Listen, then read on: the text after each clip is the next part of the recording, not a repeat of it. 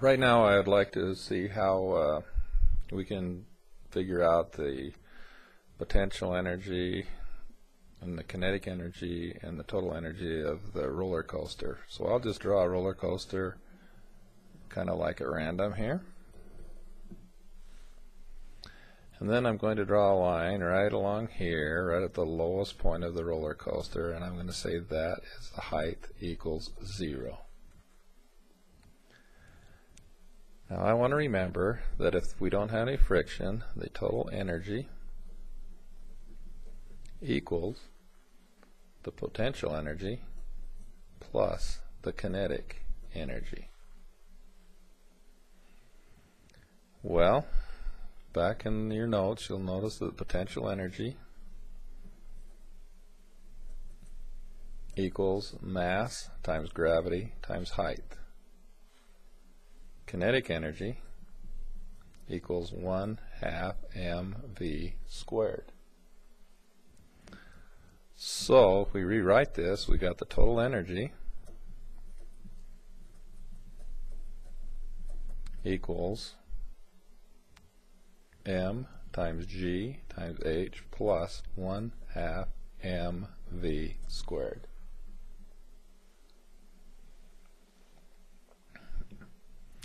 Now, this in the problem, the speed right here at the lowest point is 18 meters per second. Well, somewhere up here is where the energy was given to the whole system.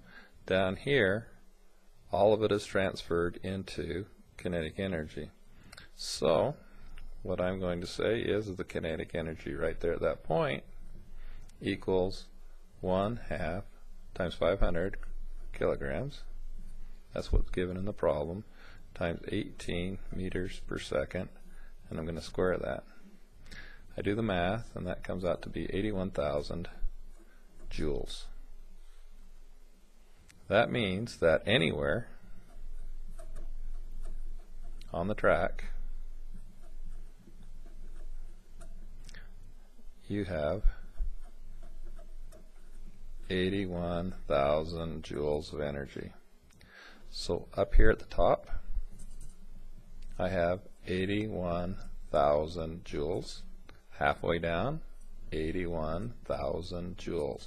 Anywhere along the track I have 81,000 joules.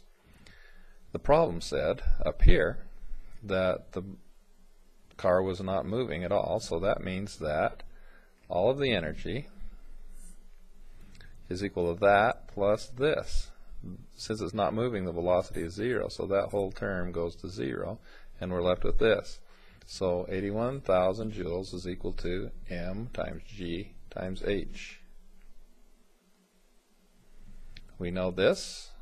G is 9.8 meters per second squared, and so we just solve it by dividing both sides by m times g times h, and we get 81,000 joules divided by 500 kilograms divided by 9.8 meters per second squared, and that will give me the height.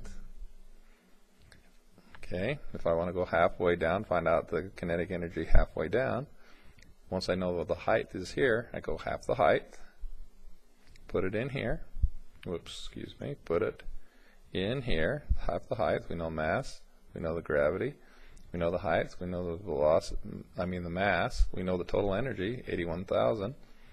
I just have to subtract this, divide it off by 1/2 m, and then take the square root, and that will give me the velocity at that point.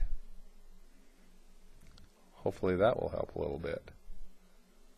Thank you very much.